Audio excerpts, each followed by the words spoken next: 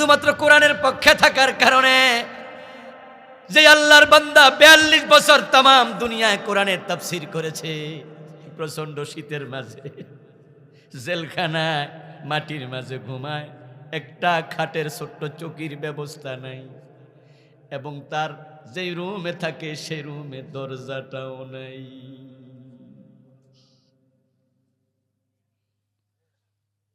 কড়া রড দিয়া দরজা বানাইছে খোলা, এই শীতের মাঝে শিনশিন করে বাতাস ঢুকতেছে। ও ভাইয়ারা আমার, শুধু অপরাধ একটা, কোরআনের পক্ষে আর কোনো অপরাধ নাই, কোনো অপরাধ নাই। কারণ যারা দর্শনকারী উনারে বানাইছে, হত্যাকারী বানাইছে, ওই বিচারকও জানে আল্লাহর এই বান্দা দর্শনকারী হতে পারে না। যার কোরআনের তাফসীর শুনে হাজারের উপরে কাফের মুসলমান হয়েছে, তার মুখে আল্লাহ কোরআনের কত মধু ঢেলে দিয়েছিলেন। এই যে বাংলাদেশে কত ওয়াজ হয় এই সিজনে, কিন্তু কারো ওয়াজ শুনে কয়জন মুসলিম মুসলিম হচ্ছে। উনার এমন একটা ওয়াজ বাদ যেত না যেদিন 2-4 জন মুসলমান হতো না।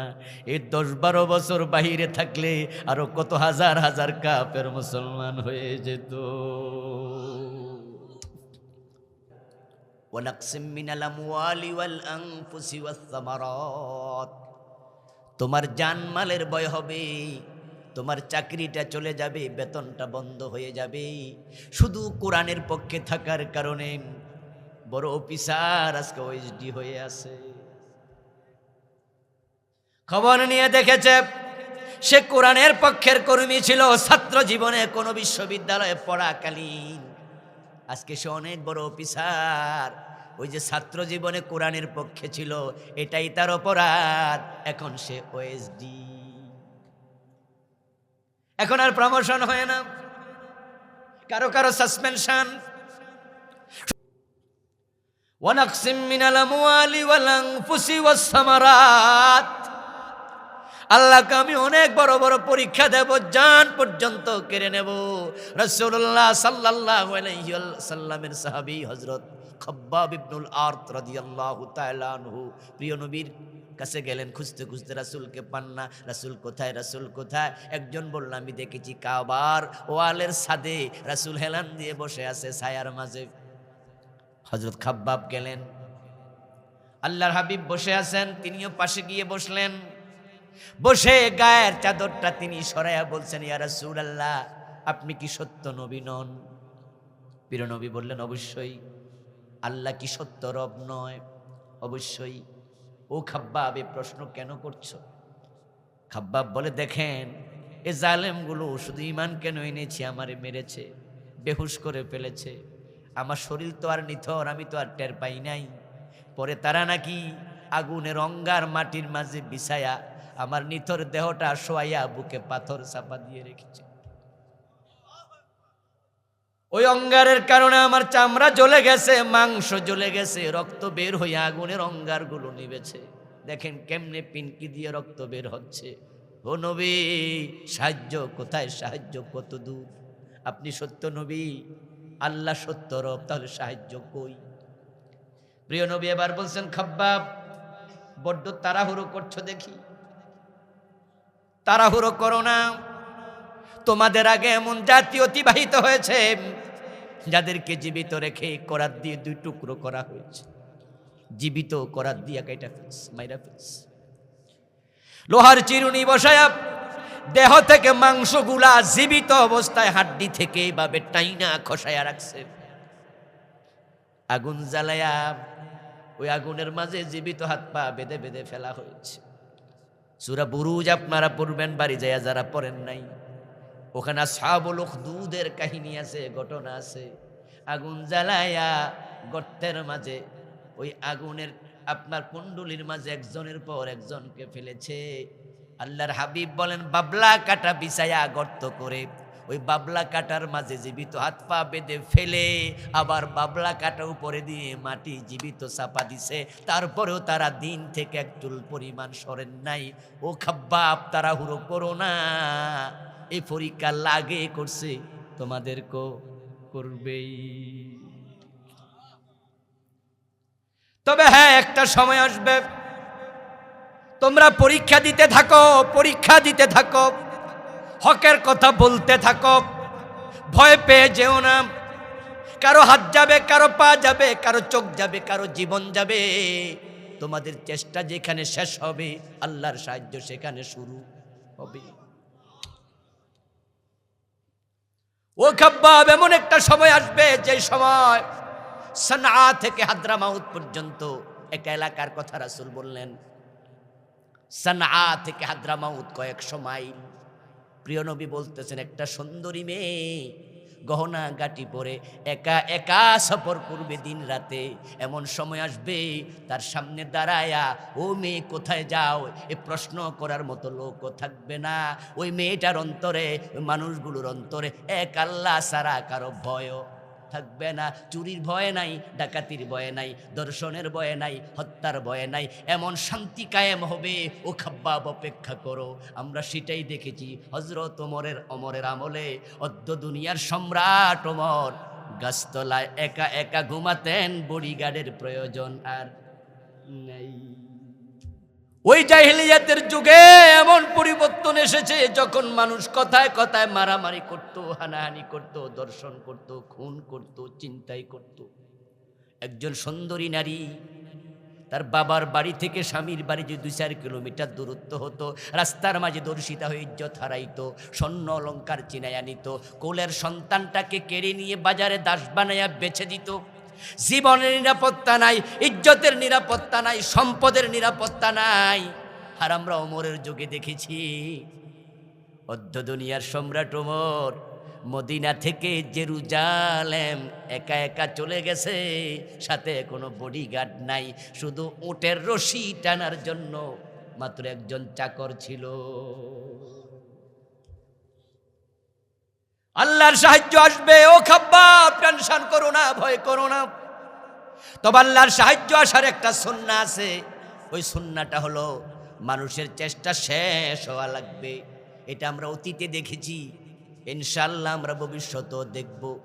আল্লাহর দ্বীনের কথা বলে, কোরআনের বিধান প্রতিষ্ঠা করার কথা বলে আমরা যারা আজকে মাজলুম, আমরা যারা আজকে ঘর ছাড়া, বাড়ি ছাড়া, আমরা যারা আজকে মামলার আসামি, আমরা যারা আজকে বিপদে পড়ে গেছি, আমরা হতাশ হয়ে যাব না।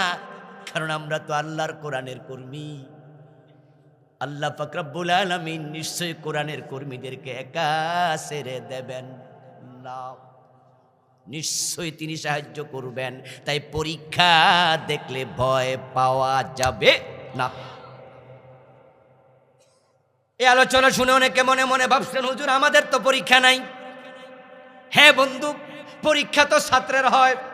যে রেজিস্ট্রেশন করেছে, যে ফর্ম ফিল আপ করেছে, পরীক্ষা তো শুধু তার হবে, আপনার তো পরীক্ষা হবে না। কারণ কোরআনের আন্দোলনে আপনি তো নিজের নামটাই এখনো ঢুকান নাই, রেজিস্ট্রেশনও নাই, ফর্ম ফিল আপও নাই, আপনার পরীক্ষা কিসের? এই যে প্রিয় বন্ধুগণ, এই কোরআনের বিধানগুলো আজকে সমাজে কায়েম নাই, এটা নিয়ে আপনার মনে কোনো দুঃখও নাই। কেমনে কায়েম করা উচিত এটা নিয়ে কোনো চিন্তাও নাই। শুধু কোরআন পড়েন, তাকের মাঝে রেখে দেন, নামাজ রোজা করেন, আপনি মনে করছেন জান্নাত পেয়ে যাবেন। এই কোরআন বুঝি শুধু তেলাওয়াতের জন্য এসেছে? রাসূলুল্লাহ সাল্লাল্লাহু আলাইহি ওয়াসাল্লাম যদি এই কোরআন আবু জাহেলের কাছে গিয়ে শুনায় বলতো, আবু জাহেল, ও আমার চাচা, কোরআন শুধু আমি তেলাওয়াত করব, কিন্তু এটা বাস্তবে জমিনে কায়েম করব না, আবু জাহেল বলতো, তাহলে বেশি কইরা পড়া, আমার কোনো অসুবিধা। আল্লাহর হাবিবের দ্বীনের দাওয়াতের কর্মসূচি ছিল লা ইলাহা ইল্লাল্লাহ, আল্লাহ ছাড়া কারোরে মানি না। আবু জাহেল শুনে বলে, সব কি কথা বলে, তুমি না আমাদের ভাতিজা, আমরা না মক্কার নেতা, তো তুমি যে বলতেছো আল্লাহ ছাড়া কাউকে মানো না, তো আমরা রে মানবা না? রাসূল কয়, না, মানার কোনো সুযোগ নেই, আমার আল্লাহ কইছে উনাকে ছাড়া কাউকে মানা যাবে না। এ ভাতিজা, সব বন্ধ করো।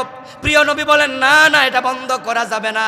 এবার হামলা হলো, মামলা হলো, হুমকি হলো, জেল হলো, কত কিছু হলো। তারা একবার বলল, ও ভাতিজা, এসব ভালো লাগে না, মক্কার শান্ত পরিস্থিতি তুমি তো অশান্ত করে তুলছ, বরং একটা কাজ করো, 1 মাস তুমি আমাদের মূর্তির পূজা করো, আর 1 মাস আমরা তোমার আল্লাহর ইবাদত করব, এভাবে আমরা বাই রোটেশন চালাবো। রাসূল কি বলছেন? ইয়েস। তিনি বলছেন আল্লাহর সিদ্ধান্তের অপেক্ষা করছি। ঠিক আছে চাচা, প্রস্তাব দিছেন, সিদ্ধান্ত আর আমি তো দিতে পারবো না, আমি তো নিজের মন মতো চলি না, আমারে চালায় কে?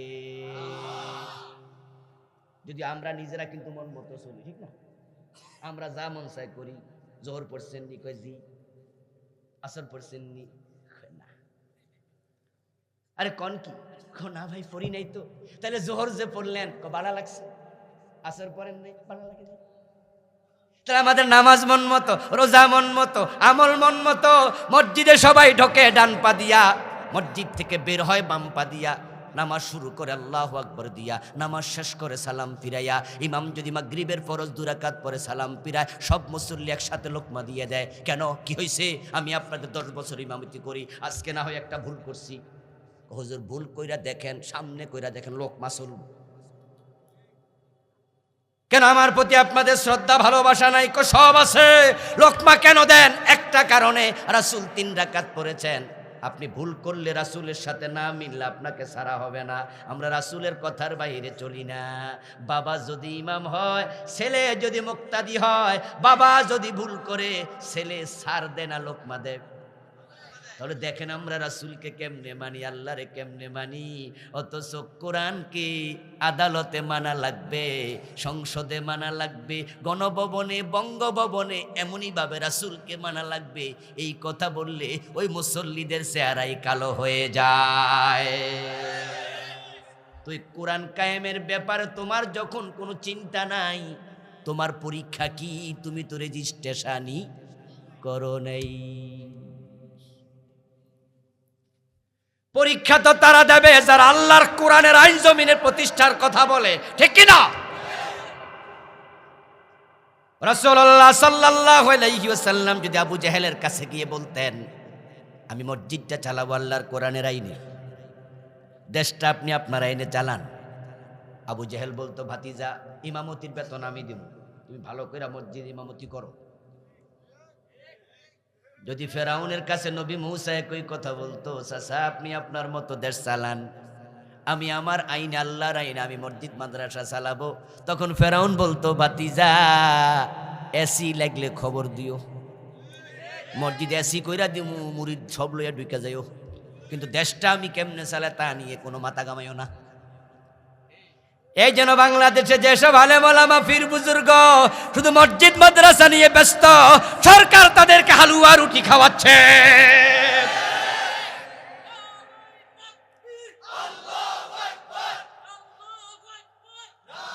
আমার প্রিয় ভাইয়েরা,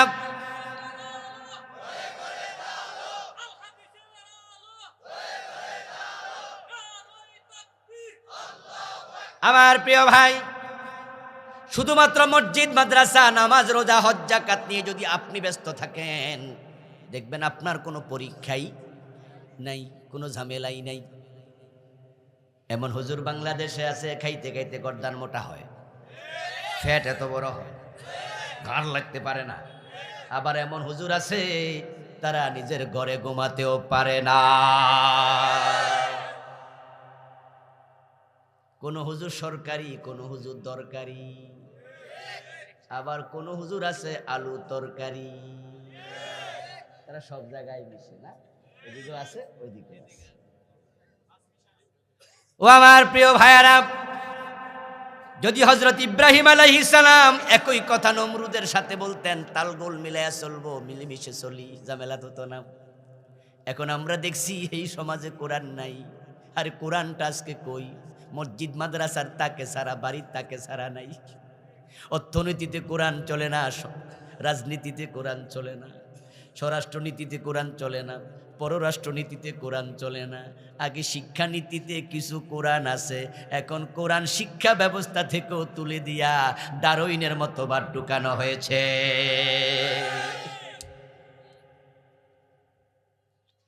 এখন শিক্ষানীতিতে ঢুকানো হয়েছে ধর্ম যার যার, উৎসব সবার। আমাদের সন্তানরা এই বিশ্বাস লালন করে যদি বড় হয়, তারা ছোটকাল থেকে কাফের মুশরিক হয়ে বড় হবে, কারণ এটা কোরআনের এক এক ডাইরেক্ট উল্টা স্লোগান, ডাইরেক্ট উল্টা।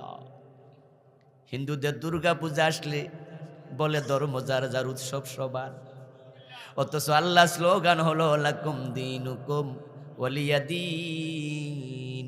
বাংলা অর্থ কি? তোমাদের ধর্ম তোমাদের, আমার ধর্ম আমার। দুইটা এক না আলাদা? জোরে বলুন, এক না আলাদা? তাহলে স্লোগান হবে ধর্ম যার উৎসব তার, ঠিক না? ধর্ম যার যার উৎসব তার তার। কিন্তু আপনি কোরআনের বাহিরে যাইয়া নিজে স্লোগান বানাইছেন ধর্ম যার যার উৎসব। শিক্ষানীতিতে কোরআন নাই, স্বরাষ্ট্রনীতি পররাষ্ট্রনীতি কোনো নীতিতে নাই, কোরআন সংসদে নাই, গণভবনে নাই, শিক্ষা ভবনে নাই, সচিবালয়ে নাই, মন্ত্রণালয়ে নাই, জজ কোর্টে নাই, ম্যাজিস্ট্রেট কোর্টে নাই, হাইকোর্টে নাই, সুপ্রিম কোর্টে নাই। এখন কোরআন কই আছে? মসজিদেও তো হক কথা বলার পরিবেশ নাই। হক কথা বললে ইমামের চাকরিটা থাকে না।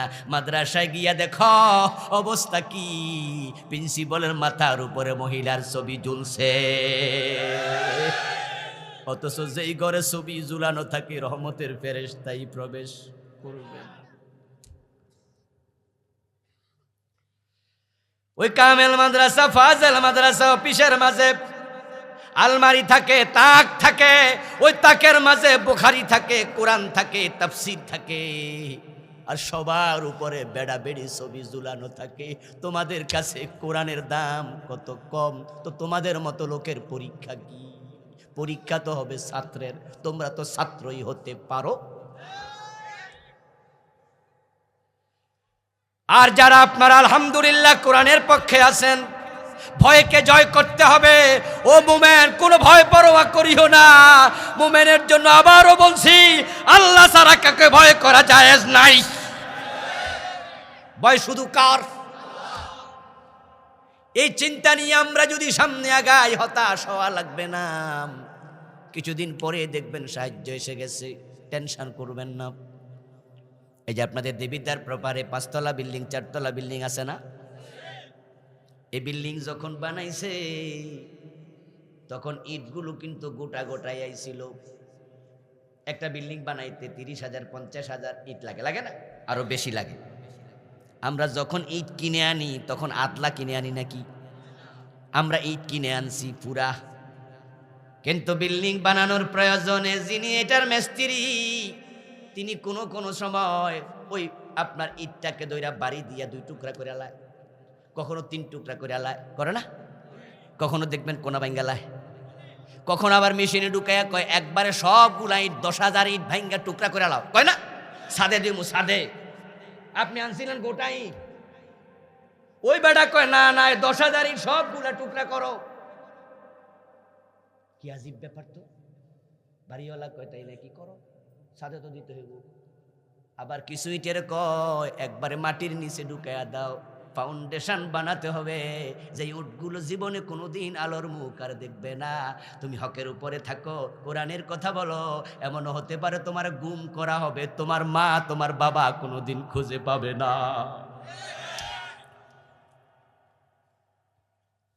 ওই আমার রব যদি পছন্দ করে, উনি হচ্ছেন বানে দিনের বিনির্মাতা। এ দিনের প্রাসাদ তৈরি হবে, ওই প্রাসাদের জন্য ওয়াত্তাখিযা মিনকুম শুহাদা। তিনি কোরআন মাজিদে বলছেন তোমাদের কাউকে কাউকে তিনি শহীদ বানায়া ফেলতে পারে। এটা তার প্রয়োজনে কারো হাত ভেঙে দেবে, কারো পা ভেঙে দেবে, তিনি চাইবেন তাই হবে। তিনি তোমাকে চাইবেন, তোমার জীবন হতে পারে তোমার জীবনটাই কেড়ে নিয়ে যাবে। আমার বন্ধু বদরের যুদ্ধে ফেরেশতা এসেছে 5,000। কত হাজার? কাফের ছিল 1,000। তাহলে যুদ্ধটা যখন হয় অনুপাত কি ছিল? 1:5। শিক্ষিত ভাইরা কথা বলেন, অনুপাত কত ছিল? 1:5। 313 অতিরিক্ত মুসলমান ছিল 313। তাহলে মুসলমান 313 জন অতিরিক্ত, ফেরেশতা আসলো 5,000, কাফের হলো 1,000। এখন যুদ্ধ শুরু হয়ে গেল। যুদ্ধের রেজাল্ট কি? রেজাল্ট হলো মুসলমান শহীদ হয়েছে 14 জন, কাফের মারা গেছে 70 জন, বিজয়ী হয়েছে মুসলমানেরা, কাফের বন্দী হয়েছে 70 জন। আমার প্রশ্ন হলো, যদি 1:5 অনুপাত হয়, একজন কাফেরের পরিবর্তে তার বিপক্ষে 5 জন ফেরেশতা যুদ্ধ করে, 14 জন মুসলমান শহীদ হলো কোন ফাঁকে? ফেরেশতা কি দুর্বল ছিল নাকি? একজন ফেরেশতার প্রতিপক্ষ, একজন কাফেরের প্রতিপক্ষ 5 জন ফেরেশতা যুদ্ধের মাঠে, তো 14 জন মুসলমান শহীদ হয় কেমনে? আসলে মানেটা হলো, শহীদের রক্ত জমিনে না পড়লে জমিন উর্বর হবে না। এজন্য আল্লাহ বদরেও 14 জনকে রক্ত দিয়া বুঝাইছে, আমি দ্বীনের জন্য কাউকে কাউকে শহীদ বানাই। হতে পারে কোন ফাঁকে যুদ্ধের আল্লাহ তাআলা বলছে, ও ফেরেশতারা তোমরা থেমে যাও, 2 মিনিটের জন্য থেমে যাও, 1 মিনিটের জন্য থেমে যাও। তোমরা তো সহযোগী, তোমরা তো মূল যোদ্ধা না, মূল যোদ্ধা 313।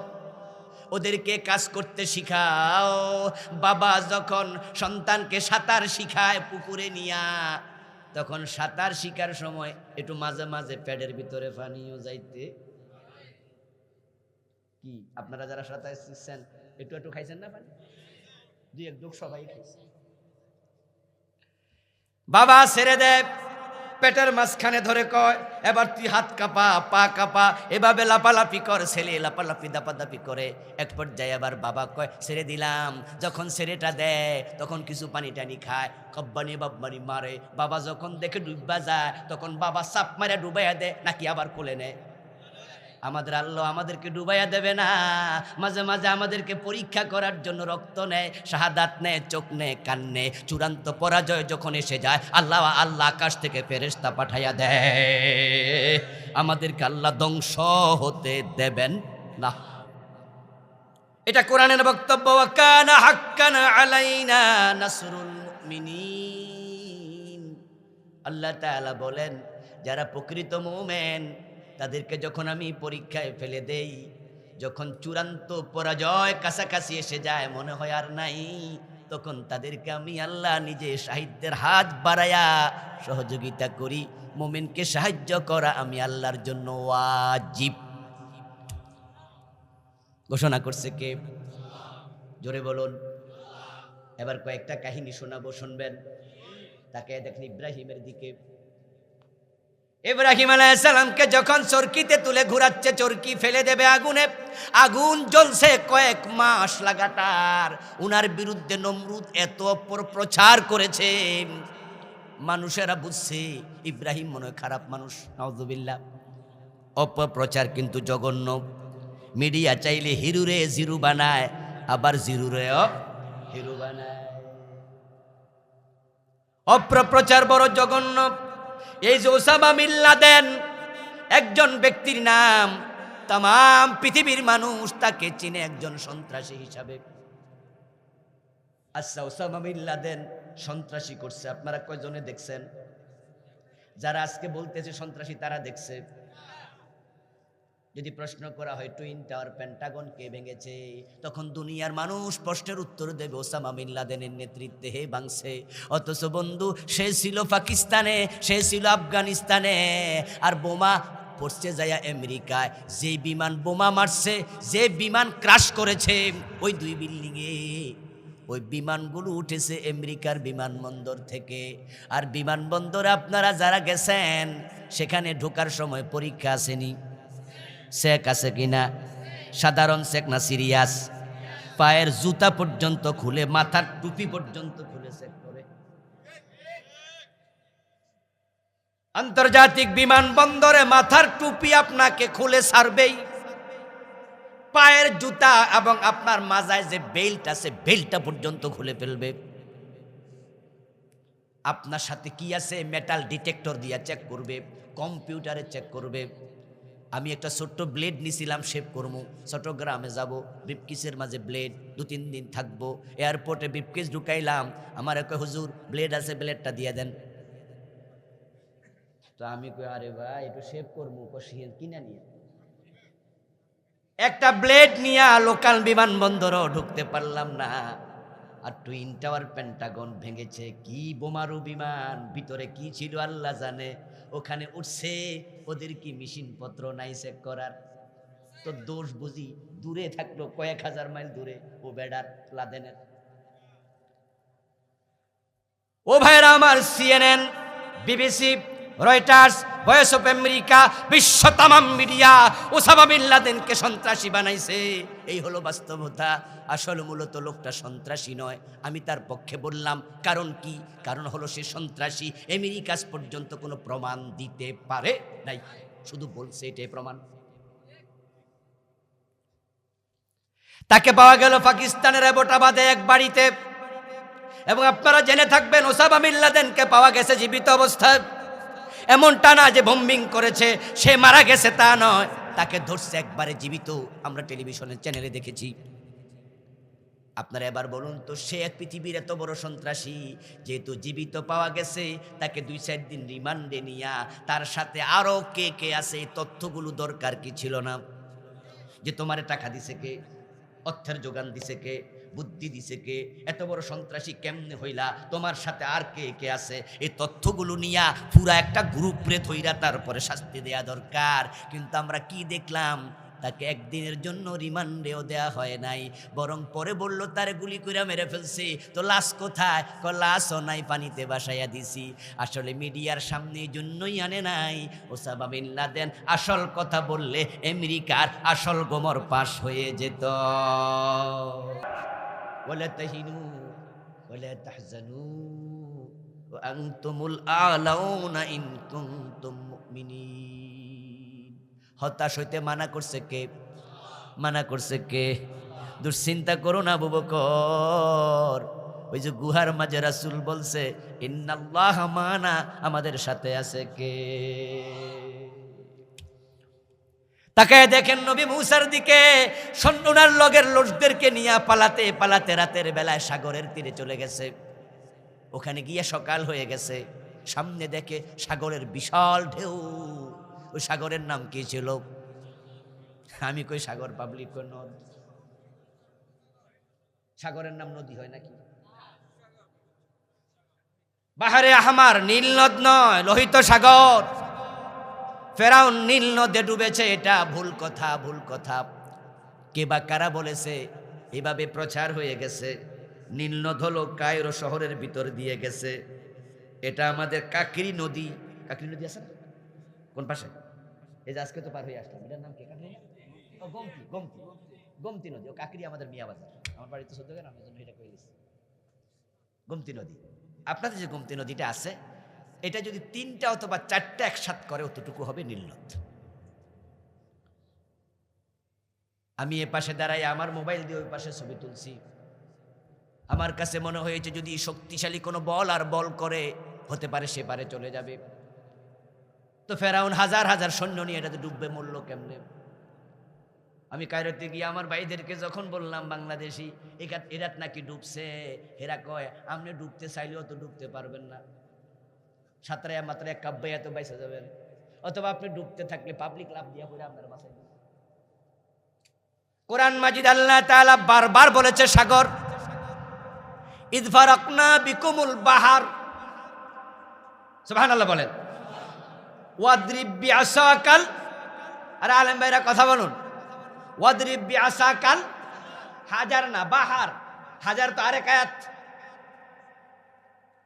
যখন মূসা আলাইহিস সালাম দেখলেন সাগর সামনে, পিছনে সৈন্য, ফেরাউন আসতেছে হাজার হাজার সৈন্য নিয়ে, তখন তিনি তা আল্লাহ বলছে হাতের লাঠি দিয়া বাহারে মারো। বাহার মানি সাগর, নাহার মানি নদী। ওয়াইজ ফারাকনা বিকুমুল বাহার, আমি যখন তোমাদের জন্য সাগরের মাঝে রাস্তা বানাইছি, লোহিত সাগর। ফেরাউনের লাশ যে জায়গায় পাওয়া গেছে, ওই জায়গার নাম হলো হামামাতু ফেরাউন। ওখানে আমিও গিয়েছি, ওই জায়গার পানিতেও নেমেছি, 4-5 মিনিট হাঁটাহাঁটি করেছি, তারপরে তাড়াতাড়ি আবার উঠে গেছি। গলা যায় না, গজবের জায়গা, কোন গজবে পড়ি। ও প্রিয় ভাইয়ারা, ফেরাউন যখন সকালবেলায় জানলো মানুষজন এসে যাচ্ছে, জানলো বনি ইসরায়েলরা চলে গেছে, ঘোষণা দিল যেতে দেব না, ধরে আনবো। ওখানে গিয়ে আবার কি ষড়যন্ত্র করে বলা তো যায় না, তাই মূল শুদ্ধ কেটে দেব, সবাইকে শুলে চড়াবো। এখানে তারা গেলেন, রাতের বেলায় সফর করে সকাল বেলায় দেখেন সূর্যের আলোতে হাজার হাজার সৈন্য আসতেছে। এবার কি বললেন কোরআন থেকে শুনুন, কলু ইন্না লামুদরাকুন। সুবহানাল্লাহ। বনি ইসরাইল লোকেরা বলো, মুসা ধরা বুঝি খেয়ে গেলাম। তুমি কইছো আমরা আইছি, আইয়া লাভটা হইলো কি? তুমি যেহেতু আমাদেরকে আনছ, আগে 2-4টা নৌকা রাখতে পারতা। এখন একটা ডিঙ্গি নৌকো তো নাই, তুমি কামটা করলা কি? ওই তাইতেছে ফেরাউন, এখন কি হবে? ধরা বুঝি খেয়ে গেলাম। ইন্না নিশ্চয়ই আমরা, ইন্না মানি নিশ্চয়ই, তাকিদ। এরপরে লামুদ্রাকুন, লামে তাকিদ, মানে আবার তাকিদ দিয়া কয় বাসার সুযোগই নেই, ধরা বুঝি খাইয়া গেলামই, নিশ্চিতভাবে ধরা খেয়ে গেলাম। এই কথাগুলো আল্লাহ কোরআনে আমাদেরকে কেন শোনায়? আমরা যেন হতাশ না হই। সুবহানাল্লাহ পড়েন। ইন্না লামুদ্রাকুন, ধরা বুঝি খেয়ে গেলাম। আচ্ছা, সামনে যে সাগর, পিছনে যে ফেরাউন, মুসা নবী দেখে না? কথা কন না ভাই, দেখে নাই?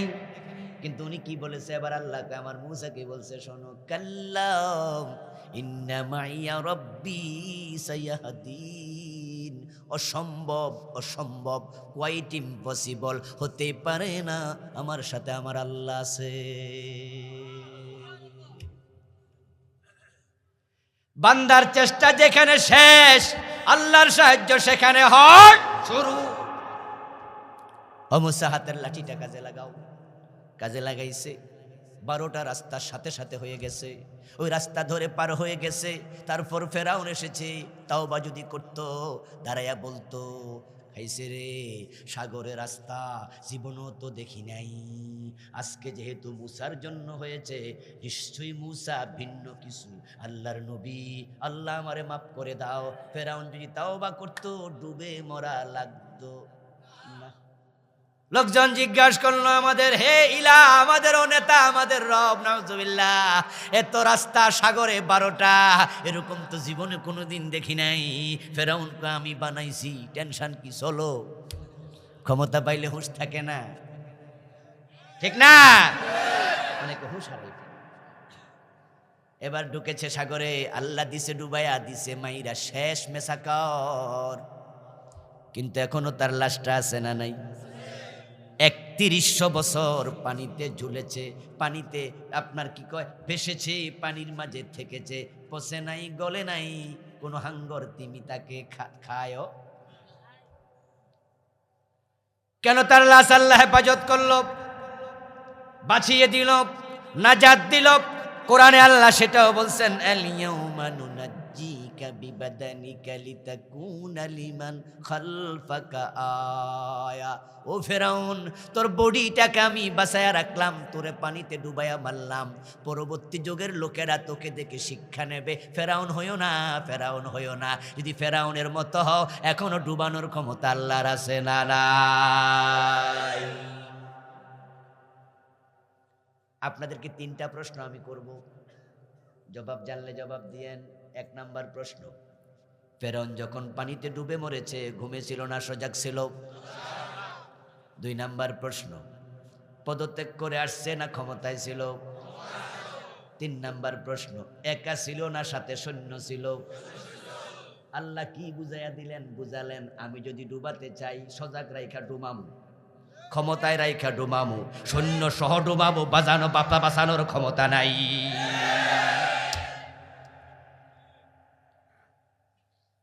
তুমি যতই সজাগ থাকো, সচেতন থাকো, সৈন্য বেষ্টিত থাকো, ক্ষমতাগিরি দেখাও, আমি ধরলে তোমার সৈন্য সহ ডুবাবো, বাঁচানোর ক্ষমতা কারই। আল্লাহ মুসাকে বাঁচাইয়া দিয়েছে, সাহায্য এসে গেছে। এবার আওয়াজ দিয়ে বলুন, সে আল্লাহ এখনো আছে না নাই? তো ভয় কিসের? জুলাইখা ইউসুফ আলাইহিস সালামকে অন্দর মহলে নিল, দীর্ঘদিন প্রেমের প্রস্তাব দেয়, কুপ্রস্তাব দেয়, কাছে পায় না। আজকে বলেছে তার দাসীকে, ইউসুফ যখন ঘরে ঢুকবে, বাহির দিয়া তালা লাগাইয়া দিবি, আজকে পলায় কই আমি দেখে নেব, আমার স্বামী বিদেশ গেছে, ফিরেও আসবে না 2-3 দিন, টেনশন নাই, ইউসুফকে আজকে আমি কাছে টেনে নেব। ঠিক তাই হলো, ওয়াগাল্লাকাতিল আবওয়াবা ফাকালাত হাইতা লাক। সূরা ইউসুফে আল্লাহ বলেন মহিলা ঘরের দরজা লাগাইয়া দিল, তারপরে এবার গায়ের জামা কাপড় খুলতে শুরু করলো, বলল ইউসুফ ভাই তালাক, কাছে আসো আমি তোমার। নাউজুবিল্লাহ। ইউসুফ আলাইহিস সালাম কাছে গেলেন না দৌড় মারলেন? আমাদেরকে বিভিন্ন প্রলোভন দেয়া হয়, হালুয়া রুটির খাবার দেয়া হবে, এটা দেয়া হবে, সেটা দেয়া হবে, জুলাইখাদের প্রলোভনে পড়া যাবে না। কিন্তু কিছু হুজুর ঠিকই পড়ে গেছে, হালুয়া রুটি খাইতেছে।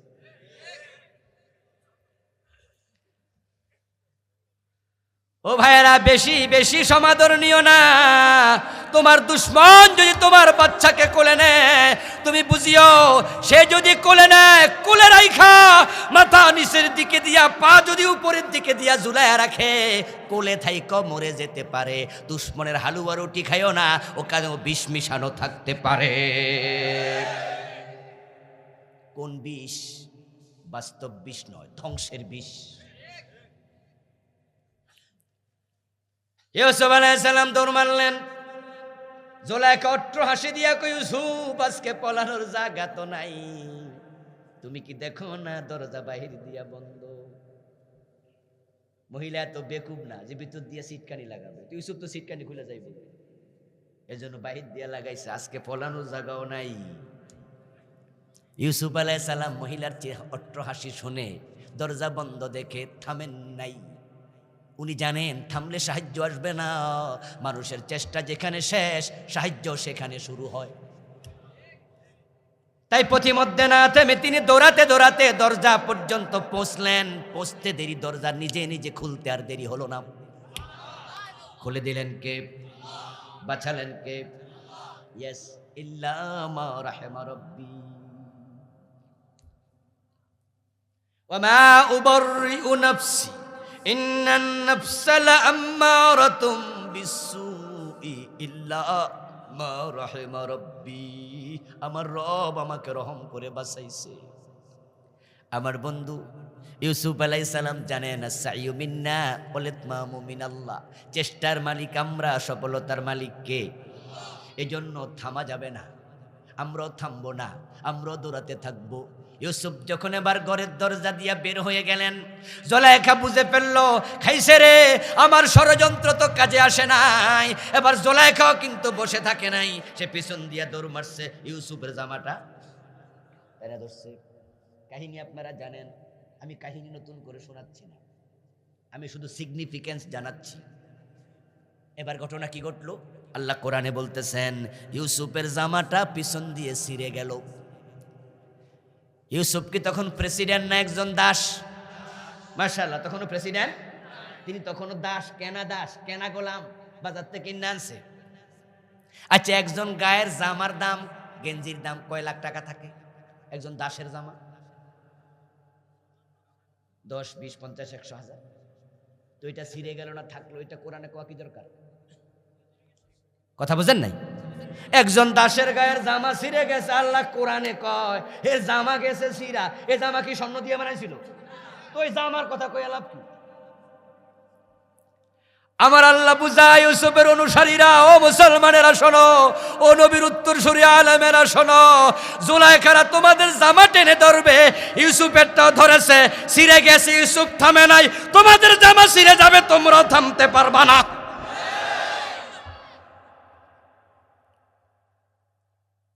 ইউসুফ আলাইহিস সালাম ঘরের দরজায় যখন পৌঁছে গেলেন, এবার দেখে স্বামী না দূরে যাওয়ার কথা ছিল, হঠাৎ করে স্বামী হাজির। হতে পারে স্বামীর সেদিন সফরটা কোনো কারণে ক্যান্সেল হয়েছে। এখন ঘরের দরজায় স্বামীর দেখে তো মহিলা বিব্রত হয়ে গেল। কিরে, দাস দৌড়ায়, মালকিনী পিছনে পিছনে দৌড়ায়, ঘটনা কি? আবার গেঞ্জি দৌড়া টানে, এই কি হয়েছে? এবার মহিলার সাথে সাথে কয়, তোমার দাস আমার ইজ্জতে হাত দিতে ঘরে ঢুকছে।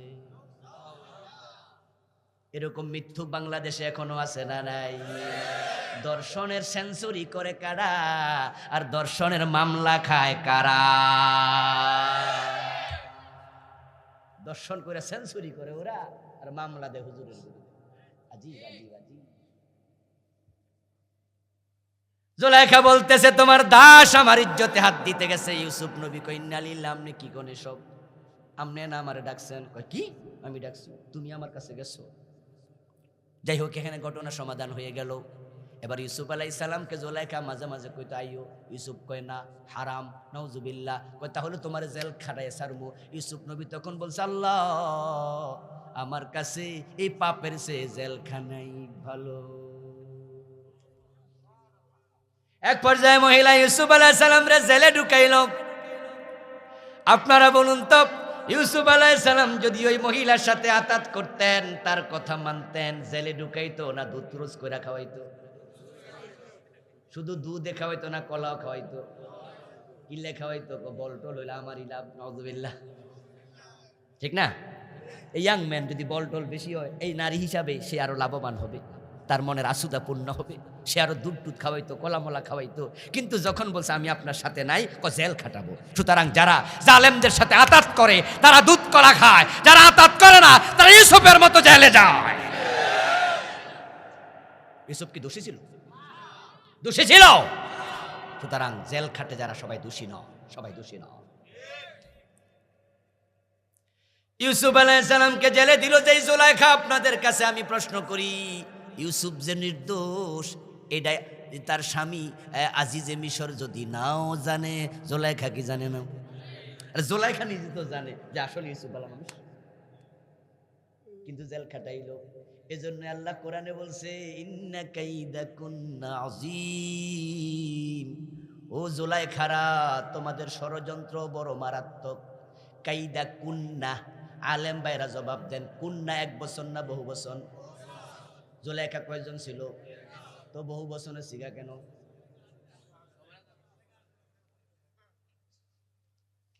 জুলাইখা ছিল একজন, আল্লাহকে জমার সিগা।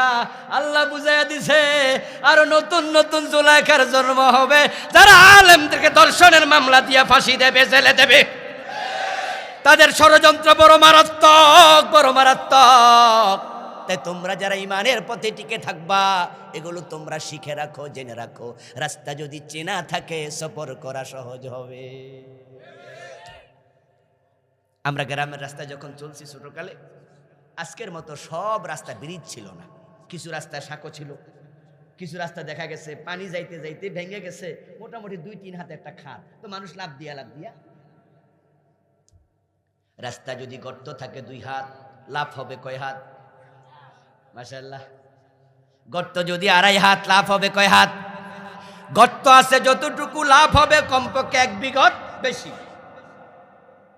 এখন যদি রাস্তায় গর্ত আছে আপনি নাই জানেন, বেখেয়ালে গর্তে পড়ার সম্ভাবনা আছে না নাই? যদি গিয়া দেখেন যে গর্তটা 4-5 হাত লম্বা, এখন কি হবে? তখন আমরা ছোটকালে কি করতাম? গোসলেঙ্গি দিয়া দিতাম, লঙ্গিটা একবার উপরে বাইন্দা 10-12 হাত পিছনে যাইয়া ভাব দইরা তারপরে লাফ মারছি। কারণ আমার গর্ত বড়, তাই লাফ হবে বড়। আমরা যারা বিপদ চিনি, মুসিবত চিনি, আমাদেরকে ঠেকাইতে পারবা না। তোমাদের পরীক্ষা যত বড় হবে, আমাদের ধৈর্য আরো বড় হবে।